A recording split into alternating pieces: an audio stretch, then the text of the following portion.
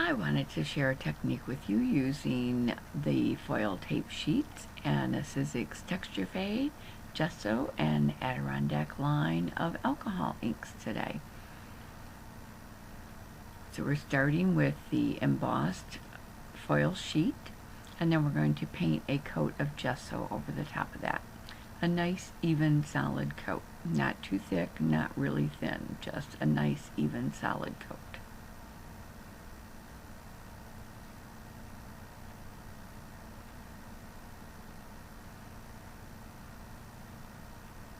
If you got a nice even coat on there, it won't take long for your gesso to dry.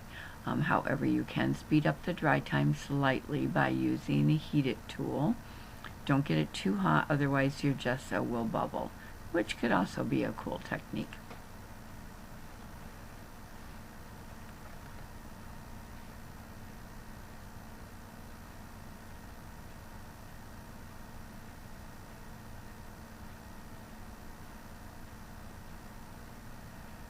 For this demonstration, I'm using 6 different colors of alcohol ink, sticking with a lighter color palette.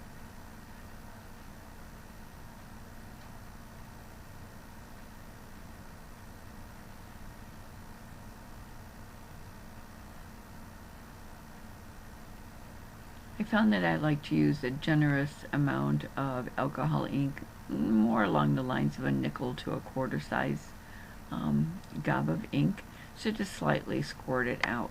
You want to lay your colors side by side in hopes that they will bleed together, creating another color all on their own.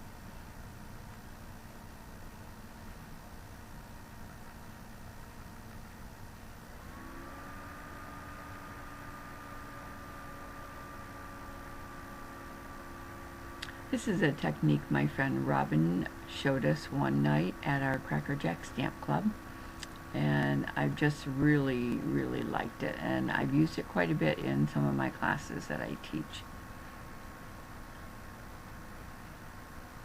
The ink sometimes has a problem getting down into all the little cracks and crevices of the embossing, so simply take a toothpick and give it some help.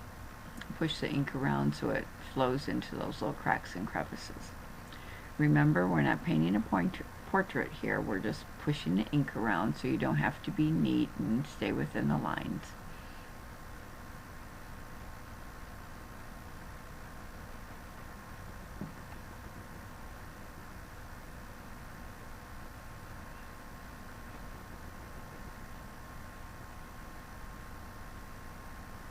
Alcohol inks would normally be pretty transparent on just about any surface that you put those on, but because we're using gesso underneath, it's blocking that transparency out and giving the inks a totally different look.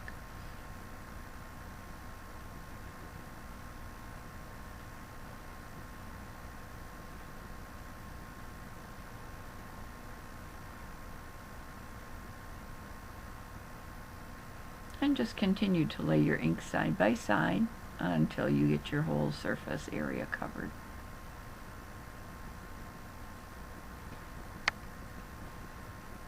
The alcohol inks dry pretty quickly, but again, you can use a heat tool if you'd like to speed up the dry time. I find that normally by the time I get my caps back on my alcohol inks, my surface layer is pretty much dry.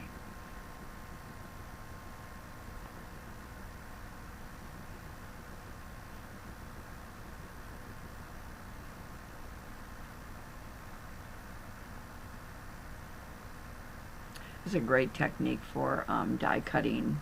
We did some of these at Christmas time, and we used the Tim Holtz Sizzix die for his Christmas ornaments and got some really cool looks.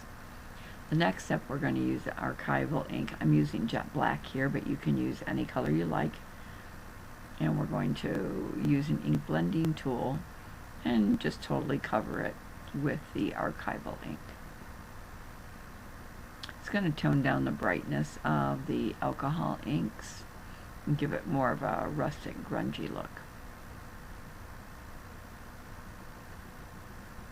Look at that, isn't that cool?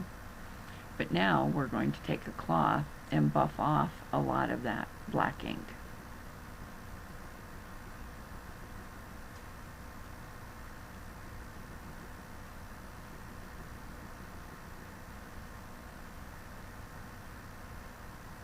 When you're done buffing, you want to place this on a surface other than your nonstick craft sheet, because we're going to use a sanding block. I like my Tim Holtz sanding block for this. It's an easy grip. And we're just going to sand the top layer of some of the color away so you bring up the shiny foil look. Again, use your cloth to wipe away the sanding dust.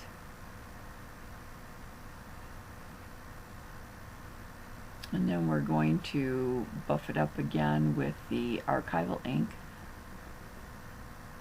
I find that whatever is left on the ink blending tool is usually enough for this step.